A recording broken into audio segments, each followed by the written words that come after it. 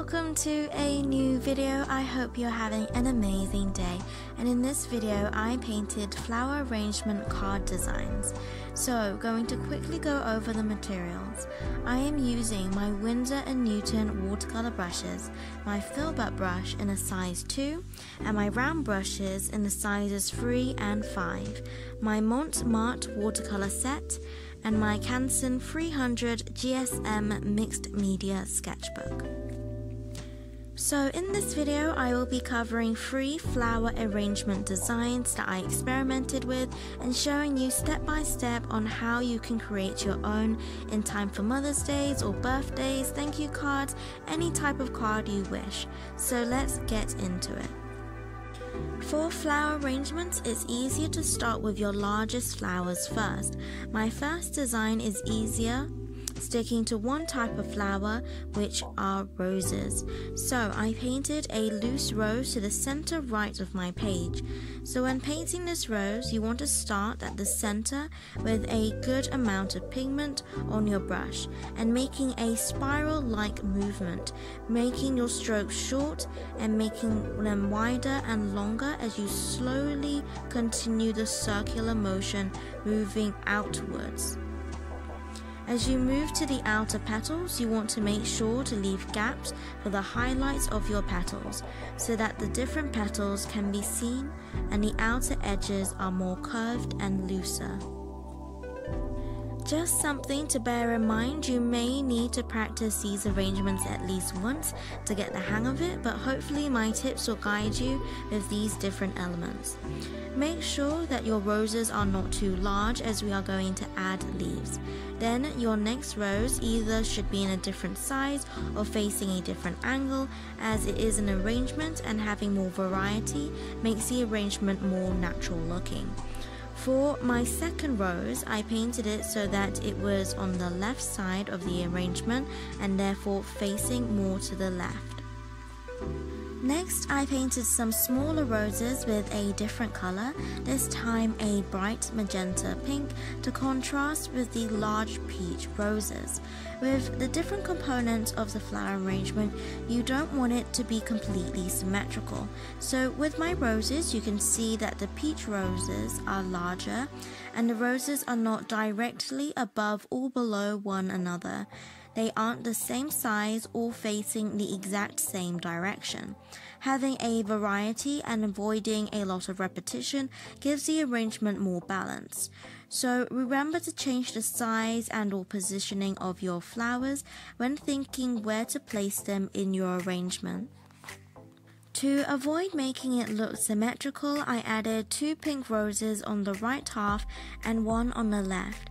You can also go back in and fill in the gap in between your flowers, but you don't have to do this. You can paint some leaves or branches peeking through. You can try out both to see which one you prefer. Then we go in with the leaves. When deciding where to paint my leaves, I tuck them in between flowers, painting in the edges and then filling in the shape of the leaf. Then again, to add more variety, I added another type of foliage, this time a thin branch with many small leaves, and in a more greeny blue. I went back over my leaves, painting one half darker so that it's not one flat shape. And then I went back over the roses, adding more shadows, but this is optional. If you are happy with how your roses are, then you can have it more soft and pastel looking. But if you wanted to add more shadows, then it will look more like mine with a bit more detail. When going over my roses, I used the same magenta that I used for the magenta roses for the shadows of the peach roses.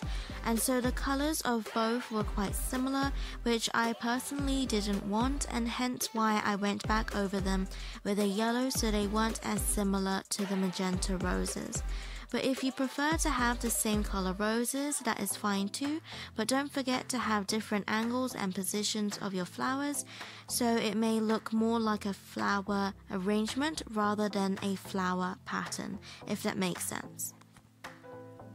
And I did the lines of the leaves, adding a few finishing touches to make the rounded petals be more visible and some strokes more softer. And then we are done with the first arrangement. For the following arrangements, there will be some similarities to some steps, and so they are repeated from the first arrangement.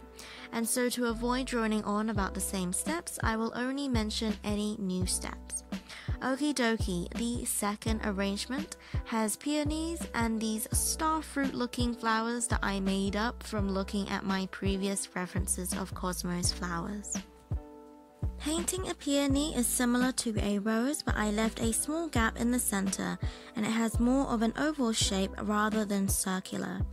The petals are more curved and I left more of the page bare for the highlights in between the petals to show their curved shape.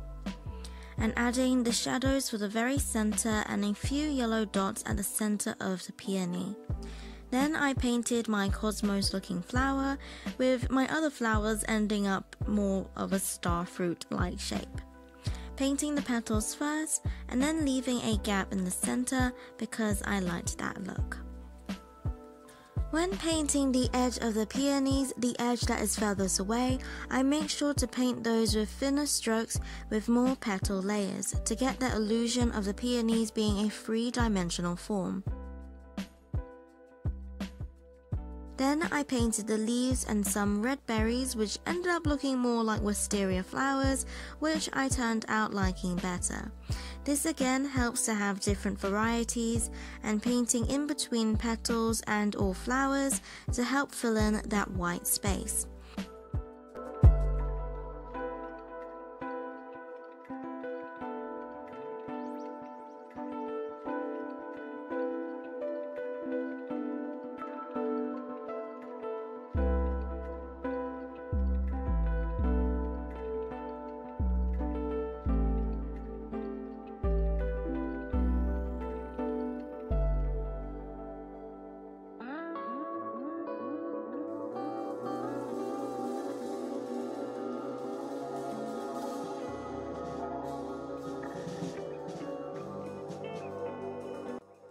Adding dots to the center of the star fruit-like flowers and adding a dark center to contrast with the bright yellow petals using the blue-green I used for some of the leaves.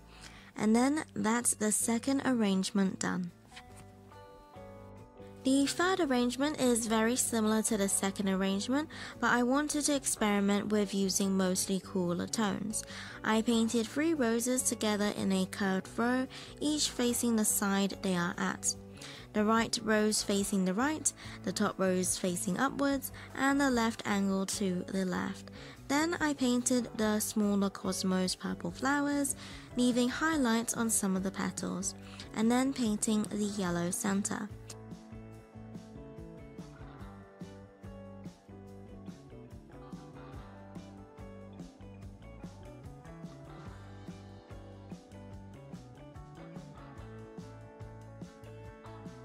I painted most of the leaves with the cooler bluey green rather than more of the yellow green that I used in the first 2 arrangements.